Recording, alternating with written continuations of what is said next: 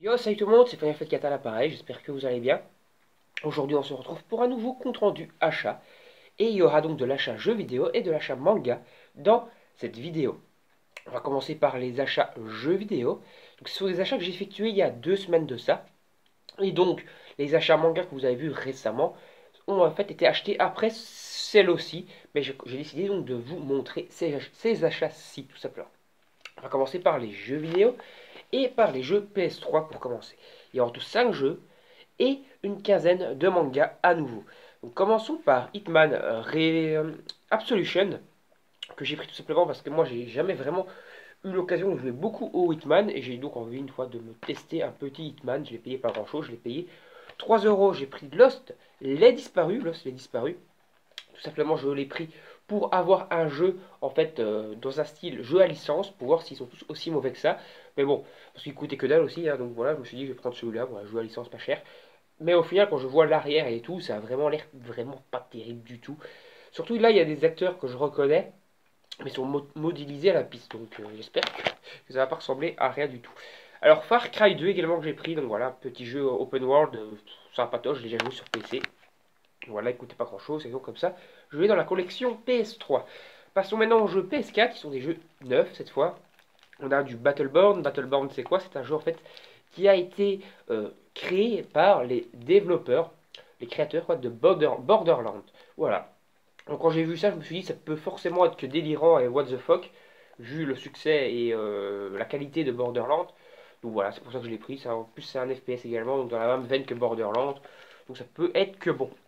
Après, j'ai pris World of Final Fantasy. Il paraît que c'est une espèce de fusion entre Final Fantasy et Pokémon. Donc voilà, un petit truc un peu délirant. Donc ça peut être bien sympatoche. Moi qui suis fan, on va dire, des deux, ça peut être bien cool.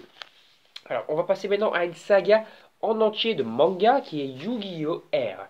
Alors, Yu-Gi-Oh! R, c'est quoi? Yu-Gi-Oh! R, c'est un manga qui a été dessiné par Akira Ito et scénarisé par Kazuki Takayashi. Kazuki Takayashi, qui est donc, comme je vous l'ai déjà dit dans ma vidéo spéciale Yu-Gi-Oh!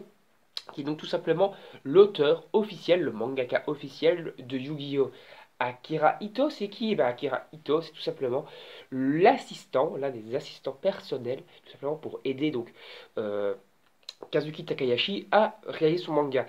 Donc voilà, cet assistant fait la totalité des dessins, donc dessins vraiment très réalistes et très ressemblants plutôt au style de Kazuki Takayashi. Voilà, il s'occupe des dessins. Et Kazuki Takayashi, lui, fait tout complètement le scénario. Et il fait comment la direction. Il est sous. Enfin, Akira Ito est sous la direction, on va dire, de Kazuki Takayashi. C'est-à-dire que si un dessin ne lui plaît pas, il lui demande de refaire, etc.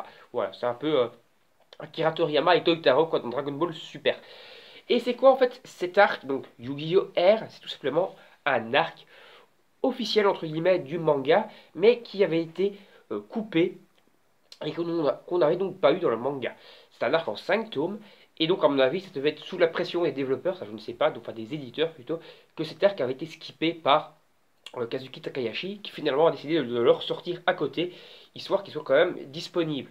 Cet arc prend place entre Marek, donc la fin du combat contre Marek, donc l'arc duel Battle City, et l'arc de la mémoire, où on recherche la mémoire du pharaon. Donc voilà, donc c'est un arc très sympatoche. Voilà, on part un peu à la bruxellaire, comme on dit. Et donc en fait, c'est ce personnage donc, qui est Yako Tenma qui cherche à ressusciter Pegasus. Et oui, rien que ça. Parce qu'on apprend dans cet arc, il y a un petit spoil, mais bon, on apprend dans cet arc en fait que Pegasus est mort après le royaume des duellistes. Et donc son but à celui-ci, à Yako Tenma, est de ressusciter Pegasus grâce à un plan, on va dire, diabolique et de la technologie de Kaiba Corp, etc. Et il se sert, on va dire, de l'énergie générée par les duels pour donner de l'énergie à son installation à la Kaiba Corp pour ressusciter Pegasus, tout simplement. Et donc son maître Pegasus, comme il l'appelle. Et on se trouve avec des nouveaux dieux dans cet arc, donc des nouveaux dieux égyptiens, qui ne sont pas vraiment dieux égyptiens, qui sont plutôt des dieux démoniaques et tout. C'est plutôt très délirant et très sympatoche. C'est un arc, en fait, chaque tome fait 200 pages, sauf le dernier, le cinquième, qui fait à peu près 300 pages. Donc un arc en 1100 pages, avec énormément de duels très sympas, des retours de personnages emblématiques de la série, même au niveau des ennemis, et ça c'est plutôt très sympa également. Et donc les duels de cartes sont vraiment très cool. Franchement, j'ai bien kiffé. Voilà, franchement, c'est un arc, si vous êtes fan de Yu-Gi-Oh! Que vous ne connaissez pas Yu-Gi-Oh! R, n'hésitez pas à vous les procurer, c'est vraiment du très bon. Alors Final Fantasy Lost Stranger, qu'est-ce que c'est Final Fantasy Lost Stranger plutôt? C'est tout simplement un nouveau manga Final Fantasy qui se passe dans l'univers de Final Fantasy, avec un truc qui au final n'est pas super original. C'est en fait euh, Shogo et sa sœur Yunko qui sont tués, écrasés par un camion au début donc, du manga et qui se réincarnent entre guillemets dans un monde de Final Fantasy. Ils sont tous les deux super fans de Final Fantasy, ils travaillent d'ailleurs tous les deux chez Square Enix et ils doivent se retrouver dans un monde au final qu'ils adulent, mais en fait c'est un monde quand même sombre et où les dangers sont omniprésents et vont donc devoir se familiariser avec un monde au final qui leur semble familier mais qui au final ne l'est pas du tout et où tout est dangereux et où certains trucs qu'ils pensaient acquis parce qu'ils connaissaient les jeux vidéo ne se retrouvent au final pas du tout dans le véritable monde Final Fantasy, genre certains sortilèges, les noms des races, certains trucs qui pensaient vraiment acquis, quoi. Genre ce monstre-là est faible et au final ils se font péter la gueule en deux par ce monstre et tout. Donc c'est plutôt très original au final, voilà, c'est quand même assez original même si le speech de départ ne l'est pas. Voilà. Pour les fans de Final Fantasy, sautez dessus. Après, j'ai acheté les derniers tomes de Yu-Gi-Oh! Qui me manquaient pour finir les 38. Il y a Yu-Gi-Oh! Tome 26, où on voit le combat Kaiba contre la sœur de Marek. Yu-Gi-Oh! Tome 31, la fin du combat contre Marek. Yu-Gi-Oh! Tome 34, on est en plein milieu de l'arc de la mémoire, donc le dernier arc de Yu-Gi-Oh! Et Yu-Gi-Oh! Tome 8, en parlant donc de Pegasus justement, il s'agit du début du royaume des duellistes.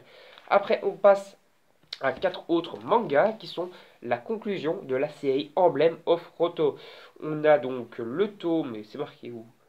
Je trouve pas voilà, le tome 19, le tome 21 qui est le dernier volume de la série qui fait un peu plus long que les autres, il fait à peu près 260 pages contre les autres qui font grosso modo 200 pages, le tome 20 et le tome 18 il me semble. Voilà, 18. Voilà, donc on conclut la série Emblem of Roto qui est donc comme pour Final Fantasy, une série basée entre guillemets sur un univers manga, mais ici, un univers jeu vidéo plutôt, mais ici en fait c'est beaucoup plus original entre guillemets, puisqu'on n'est pas piégé dans le jeu vidéo, etc. On se retrouve plutôt dans un manga 100% Heroic Fantasy, sans prendre vraiment les codes du jeu vidéo, et ça c'est plutôt très sympa.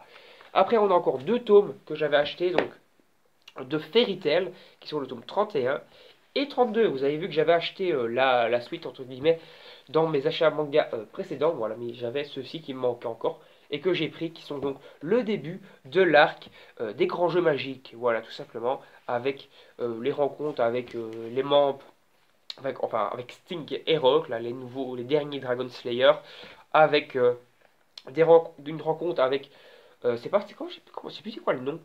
C'est pas Fairy Tail, Fairy Low, voilà, donc les méchants, entre guillemets, le Fairy Tail diabolique, voilà. C'est plutôt très original, enfin pas très original, mais plutôt sympatoche. Moi, franchement, c'était l'un de mes arcs préférés, comme je vous l'ai déjà dit dans les vidéos précédentes. Fairy Tail, j'ai kiffé jusqu'à la fin de l'arc Tartaros. Après, j'ai trouvé que c'était parti en cacahuète sur les 10-15 derniers volumes, c'est-à-dire l'arc des avatars qui était franchement pas terrible, et l'arc Aldelbas, là, la guerre contre le royaume adverse, qui était franchement mal foutu. Franchement, le dernier arc est le pire de la série, et ça, c'est quand même très dommage d'avoir conclu la série comme ça. Mais bon, voilà. On va s'en arrêter là. J'espère que cette vidéo compte rendu achat vous a plu. On se retrouve prochainement pour de nouvelles vidéos. C'est du moins, n'hésitez pas à vous abonner à la chaîne, à liker, à partager, comme d'habitude, à commenter, etc. Salut, salut!